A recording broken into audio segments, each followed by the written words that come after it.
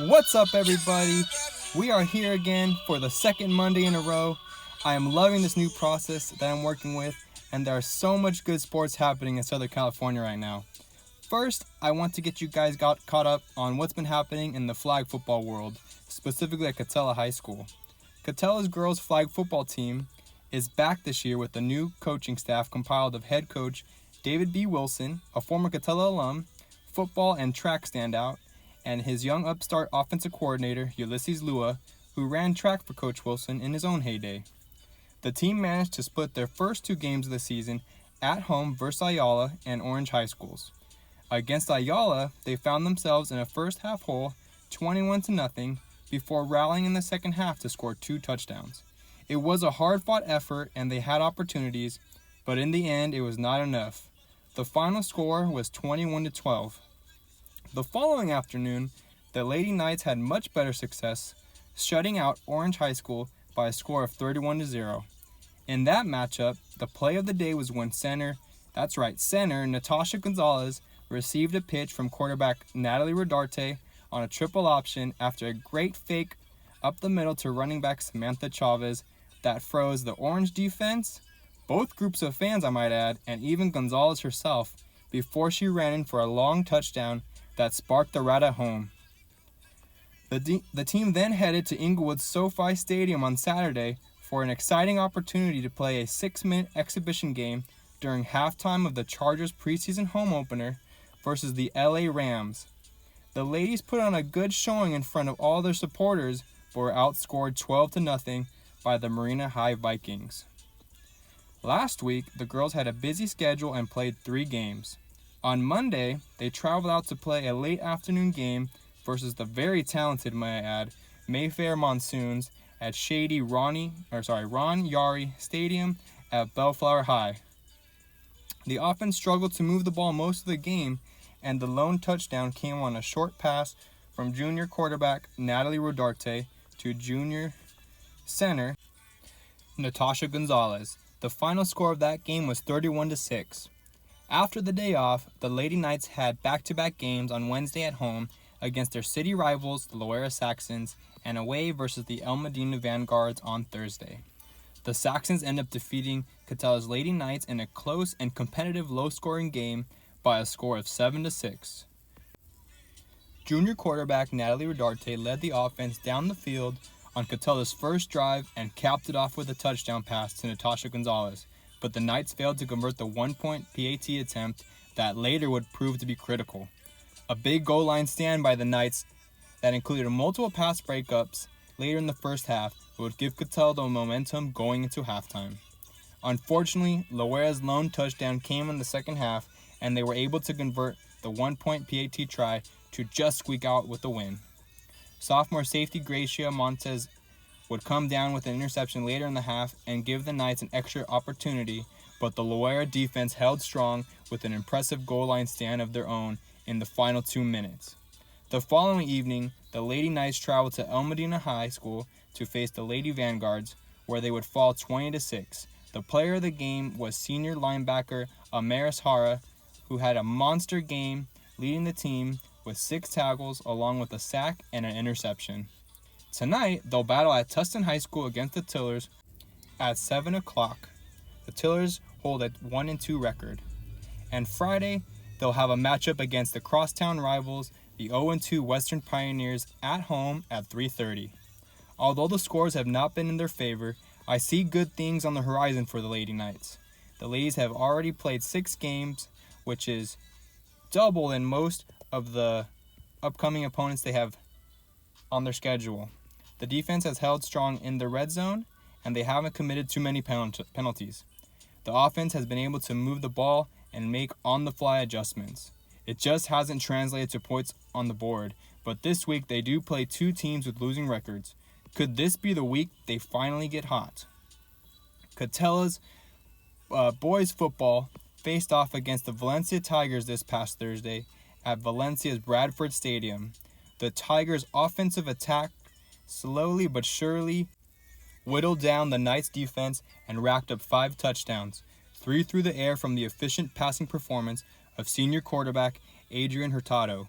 The Tigers also rushed for nearly 250 yards on the ground, with rushing touchdowns by senior duo Luis Galvan and Colton Caves. The Knights were held scoreless until the fourth quarter, where a short kickoff returned by senior wide receiver Gerardo Flores set up good field position for the Knights at their own 45-yard line. On the first play of the drive, junior running back Adam Hockey nearly outran the entire Valencia defense, but was caught at the end of the 51-yard run at the 4-yard line. Following that play, senior quarterback Isaac Sanchez scampered into the end zone on a scramble and kicked the PAT. Throughout the game, Sanchez showed good speed, athleticism, and toughness, and a strong arm.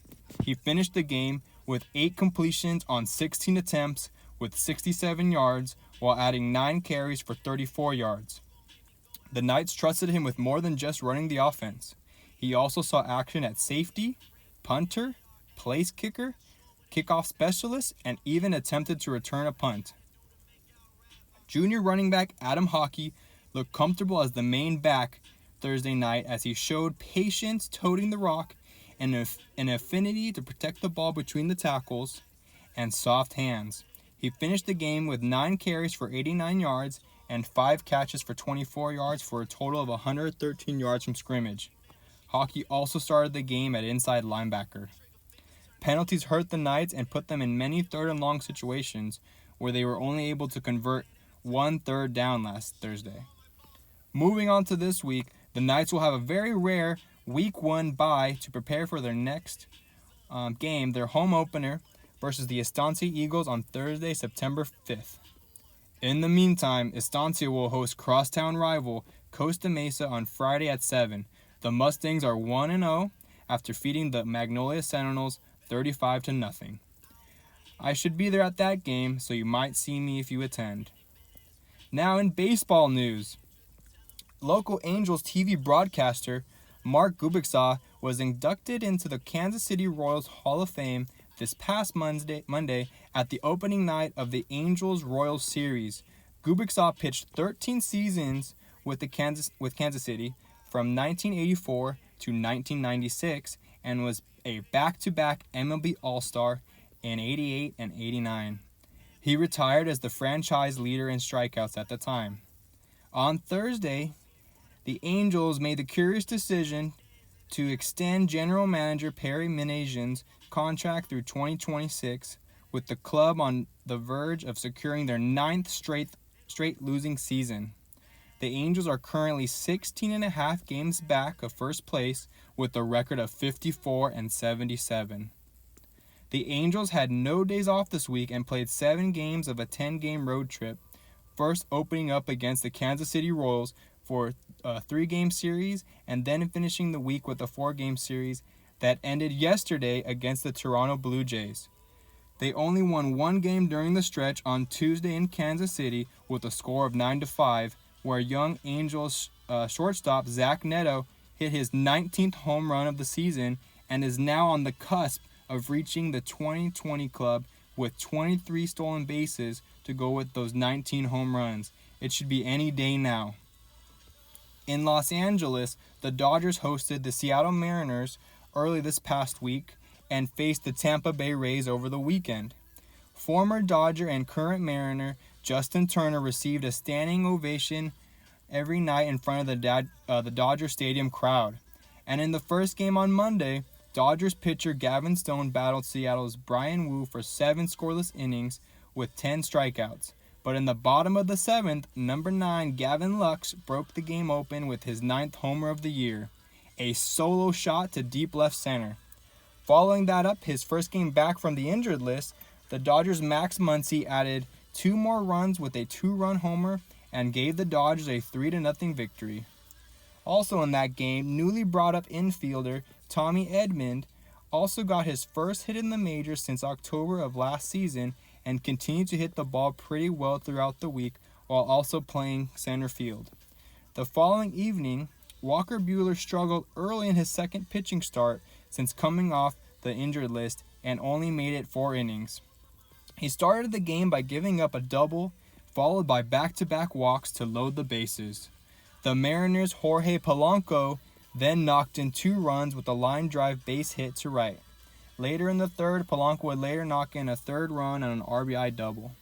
In the bottom of the 4th inning, Lux and Muncy would have a repeat similar act as the previous night when they each hit a solo shot to bring the Dodgers within a run of the Mariners.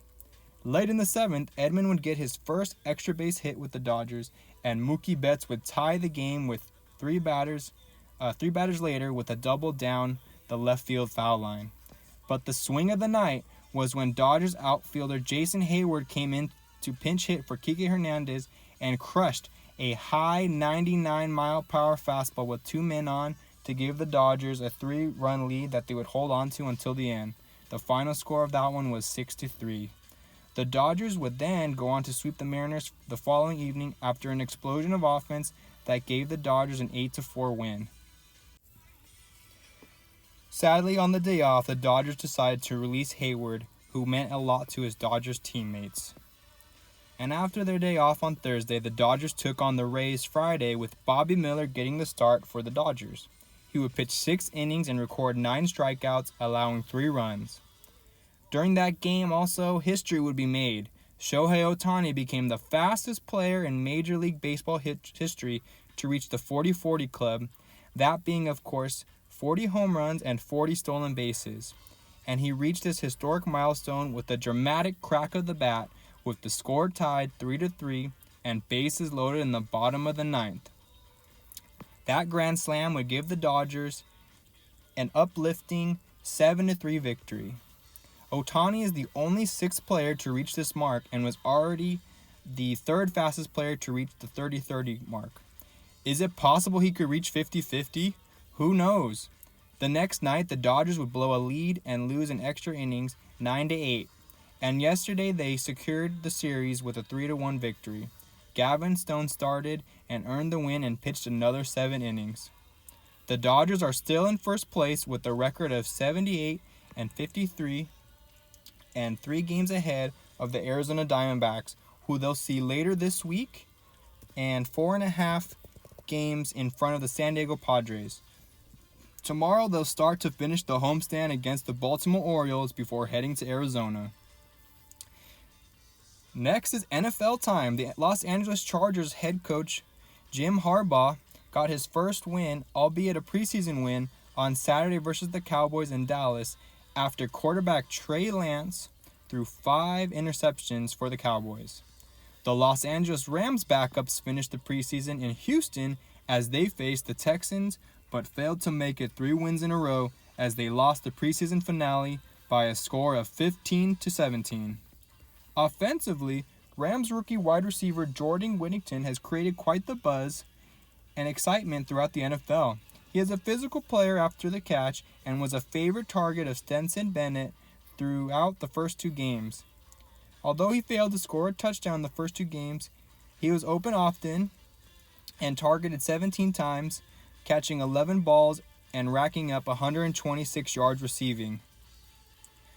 Trade rumors have it that inside linebacker Ernest Jones might be traded, as young linebackers such as undrafted out of LSU number 48 Omar Speights impressed in preseason. Speights was Pro Football Focus's top-rated rookie linebacker in the preseason with a 90.6 rating out of 100. On Thursday, it was announced re-signed offensive left tackle Alaric Jackson had been suspended for 2 games by the NFL for violating the league's personal conduct policy. The Rams have been tight-lipped about what exactly occurred, and it looks like offensive tackle Joe Noteboom will get another opportunity to play left tackle. The NFL's cut deadline is tomorrow, Tuesday, August 28th at 1 p.m. Pacific Time, but by yesterday afternoon, the Rams already waived 12 players from the roster. Notably, veteran running back Boston Scott was among the cuts, which might come as a surprise to some as he carried much of the preseason workload and was expected to make the 53-man roster, specifically as a returner. It looks like Rams GM Les Snead instead will go with a backfield consisting of Pro Bowler Kyren Williams, rookie Blake Corum, 4th-year man Ronnie Rivers, and 3rd-year man Zach Evans, who scored 2 touchdowns this preseason.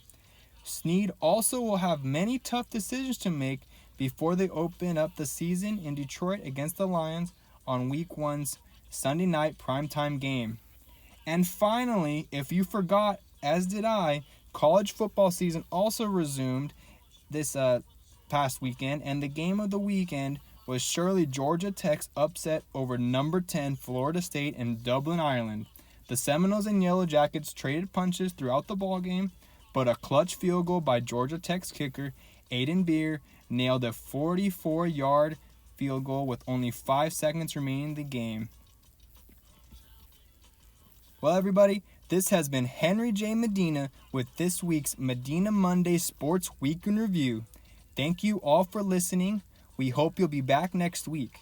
Have a great evening, a great week, and a magnificent Medina Monday.